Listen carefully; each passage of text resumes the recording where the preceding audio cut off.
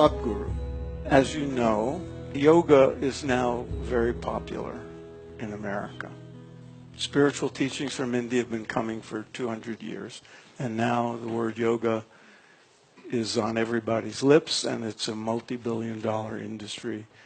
And there seems to be a certain amount of misunderstanding about what yoga is. Most people in America think yoga is asana. They equate the two. If you ask the average person what yoga is, they think of stretching and bending. Right. And in Patanjali, it's not, it's really the only mention of asana is how to sit. Only one sutra. Right. He said, Sukham Stiram Asana. This means, if you have found a posture which is comfortable and stable, this is your asana. I want all of you to, don't try it here, when you go home you just try it. See if you can simply sit in one posture, unmoving, simply.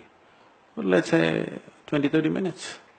You will see there are so many issues. Okay. Because the fundamental geometry of the body has not been looked at carefully. Some people might have naturally come with a better sense of geometry, but whoever they may be, if they've not consciously attended to it, you will see they'll have lots of problems if they have to sit still. It'll become extremely uncomfortable.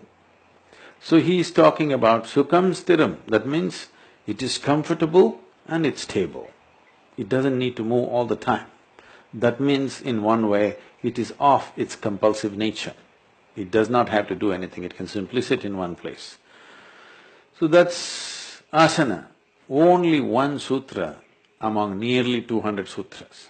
What America should look at, in my perception is, first thing is they must look at yama niyama.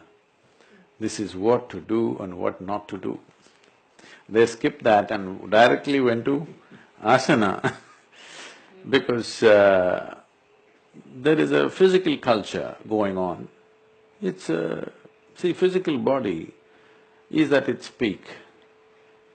At a certain level of youth, physical body being at its peak means your biology is playing up seriously.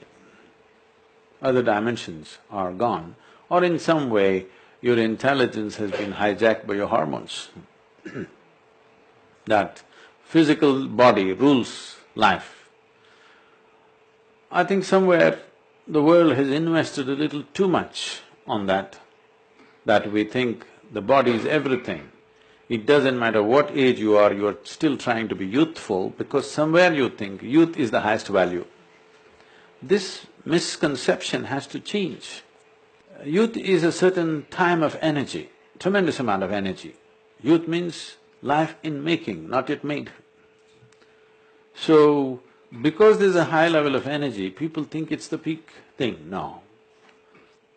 Energy, whether it's in nature or in anything, energy is useful only if you can channelize it the way we want.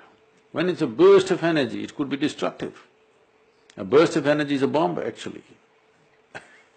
So, there is a burst of energy in adolescence and it is moving in all kinds of directions. To be able to channelize that is when a human being finds his ability to transform a simple biological creature into a much larger possibility. And the purpose of asana in this context would be?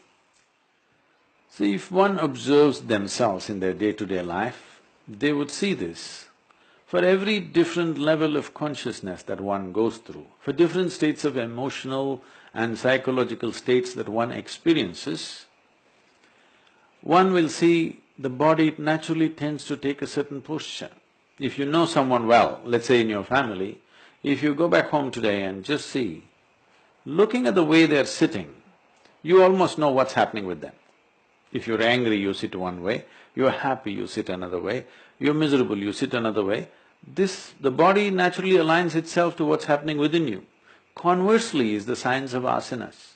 If you consciously can hold the body in a certain way, it will also alter the basis of your consciousness, or your mental and emotional states can be altered simply because you're able to consciously hold the body in a particular way.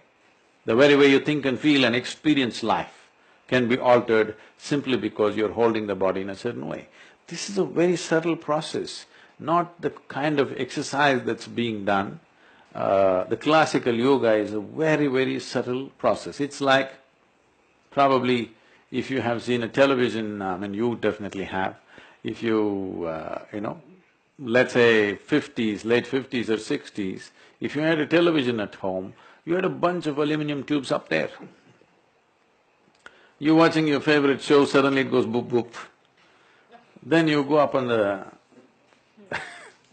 on the roof and you do this, it won't work, you do that, it won't work. If you gently get it to the right place, suddenly the world pours into your sitting room again. This is just this. If you know how to just sit right, you can download the whole cosmos.